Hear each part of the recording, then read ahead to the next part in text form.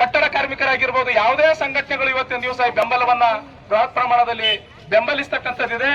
ನಾವೆಲ್ಲರೂ ಅರ್ಥ ಮಾಡ್ಕೊಳ್ಬೇಕು. ನಿನ್ನೆ ದಿವಸನೂ ಸಹಿತ ಅಮಿತ್ ಶಾ ಅವರು ಒಂದು ಹೇಳಿಕೆಯನ್ನು ಕೊಟ್ಟಿರ್ತಕ್ಕಂಥದ್ದು. ಏನು ಹೇಳಿಕೆ ಕೊಡ್ತಾನೆ ಆ ಮನುಷ್ಯ ಅಂತಂದ್ರೆ, ನೇರವಾಗಿ ಪರೋಕ್ಷವಾಗಿ ಖರ್ಗೆ ಸಾಹೇಬರನ್ನ ಟೀಕೆ, ನೀವು ವಿರೋಧ ಪಕ್ಷದಲ್ಲಿ ಇರ್ತೀರಿ ಅಂತಕ್ಕಂಥದ್ದು.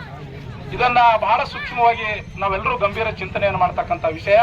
ಅದಕ್ಕಾಗಿ ಮಣ್ಣಿನ ಮಗ ಬಾಬಾ ಸಾಹೇಬ್ ಅಂಬೇಡ್ಕರ್ ಈ ದೇಶದಲ್ಲಿ ಸುಮಾರು ಆವತ್ತಿನ ಸಂದರ್ಭದಲ್ಲಿ ಮನುಸ್ಮೃತಿ ಜಾರಿಯಲ್ಲಿದ್ದರೂ ಸಹ ಈ ನೆಲದ ಕಾನೂನನ್ನು ನಾವು ಗೌರವ ಮಾಡಬೇಕು, ಕ್ಷಮೆ ಕೇಳಬೇಕು ಮತ್ತು ಅವರ ರಾಜೀನಾಮೆಯನ್ನ ಮಾನ್ಯ ಮೋದಿ ನೇತೃತ್ವದ ಸರ್ಕಾರ ಏನು ಇವತ್ತಿನ ಕೇಂದ್ರ ಸರ್ಕಾರ ಇದೆ ಅದನ್ನ ಪಡಿಬೇಕು ಅಂತಕ್ಕಂಥದ್ದನ್ನು ಇವತ್ತಿನ ದಿವಸ ನಮ್ಮೆಲ್ಲರ ಒಕ್ಕೂಟದ ಒತ್ತಾಯ ಇದೆ.